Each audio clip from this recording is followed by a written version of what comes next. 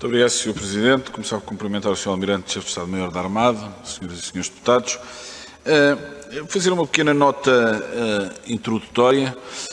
O CDS, na audição do Sr. Ministro da Defesa Nacional, de dia 10 de março, colocou a questão sobre aquilo que seria a disponibilidade dos diferentes hospitais militares e demais unidades de saúde, no fundo, no combate ao Covid.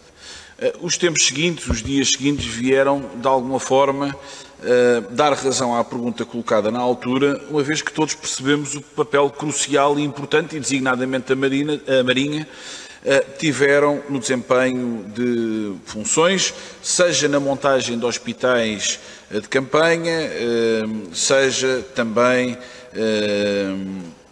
a outros níveis, até naquilo que acabou por ser o transporte também de idosos. E, portanto, cumpre-nos, em primeiro lugar, na pessoa do Sr. Chefe de Estado-Maior da Armada, endereçar um obrigado a todos os militares.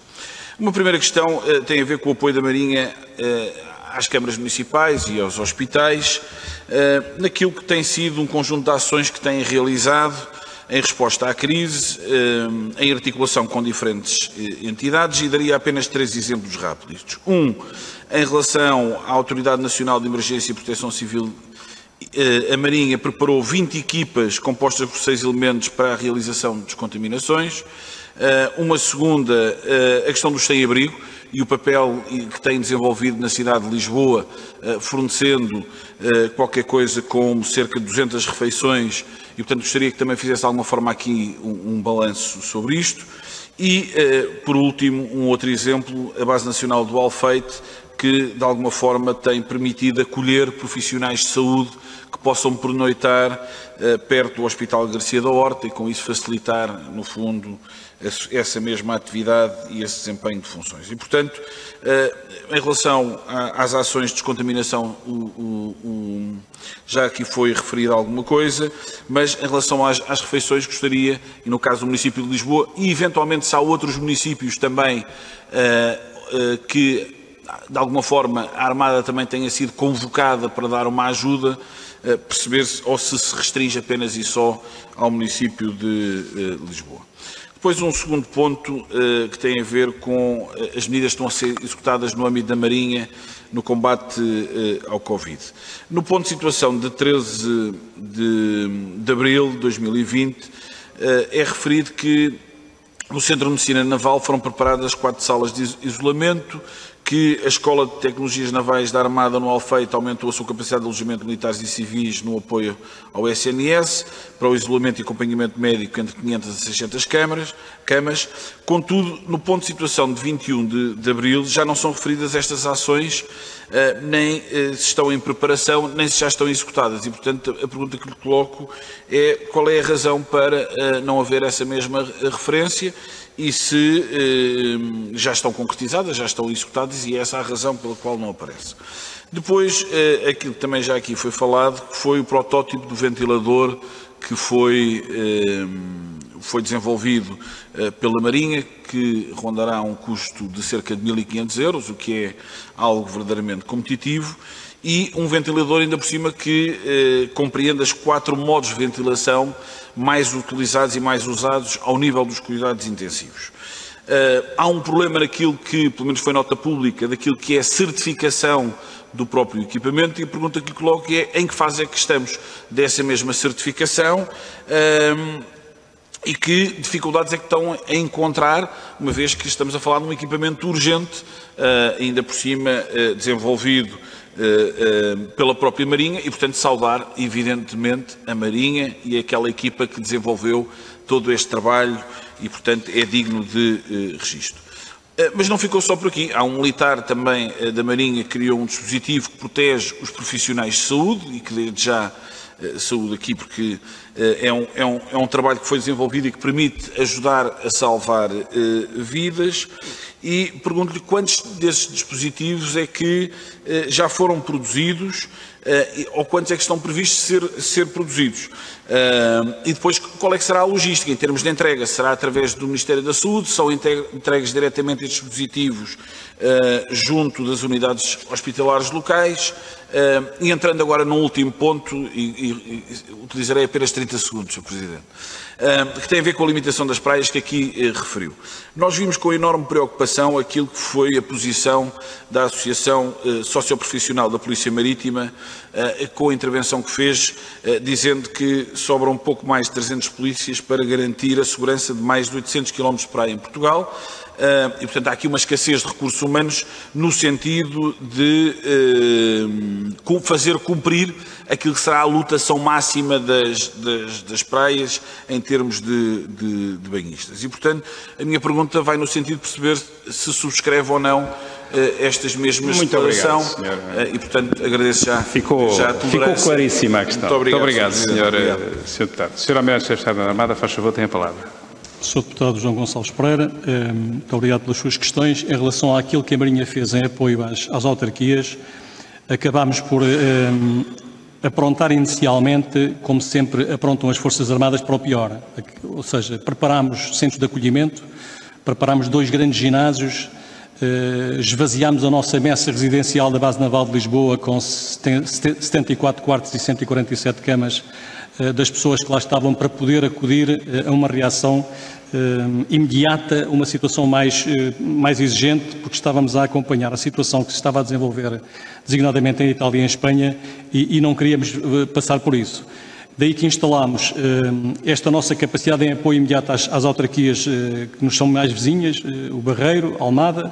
Instalámos um centro de acolhimento de doentes Covid com a Cruz Vermelha Portuguesa, com 50 camas no Hospital Garcia da Horta em Almada.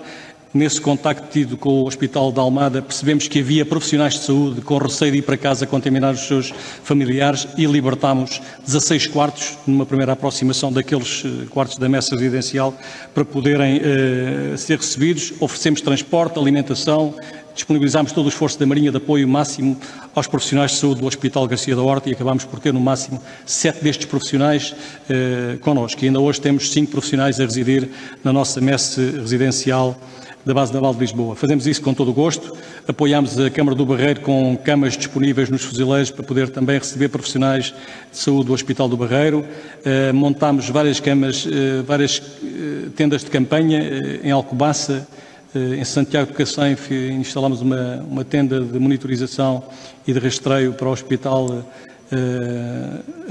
de Santiago de Cacém, reforçámos a próprio Hospital de Caxias com uma tenda. Ou seja, acabámos por estar a disponibilizar a nossa capacidade de tendas e de camas de campanha, no sentido de reforçar as capacidades de resposta destas entidades.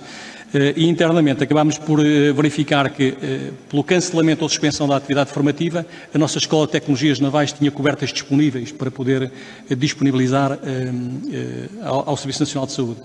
Acabou por se reduzir a 375, em 2 dessas cobertas, por visitas feitas pelo Serviço Nacional de Saúde e pelos autarcas, verificaram que aquelas que tinham condições, principalmente depois quando tivemos que virar dos doentes Covid para os idosos dos nossos lares, acabamos por ter que ver que tem que haver características específicas que permitam a mobilidade fácil dos idosos e reduziu-se esse número das 500 camas para 375 e o número excedente ficou disponível para, eventualmente, bombeiros ou outros profissionais de saúde poderem ser acolhidos na Marinha, caso viesse a ser necessário.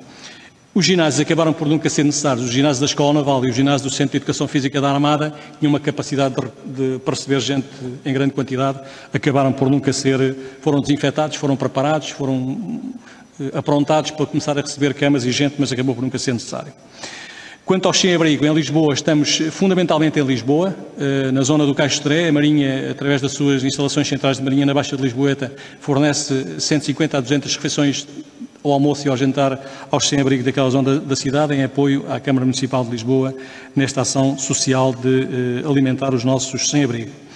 Relativamente ao ventilador, o ventilador não está com nenhum problema. O ventilador está numa fase de certificação técnica, depois certificação médica, pelo Infarmed terá que o certificar medicamente. O aprontamento que foi feito pela nossa equipa foi de dotar o ventilador das suas máximas capacidades, ou seja, não fazer daquele ventilador um ventilador de transporte, mas sim um ventilador de cama que pudesse assistir hospitalarmente os doentes com Covid, a necessidade desta valência. Aquilo que acontece neste momento é que este processo de certificação ainda vai demorar alguns dias.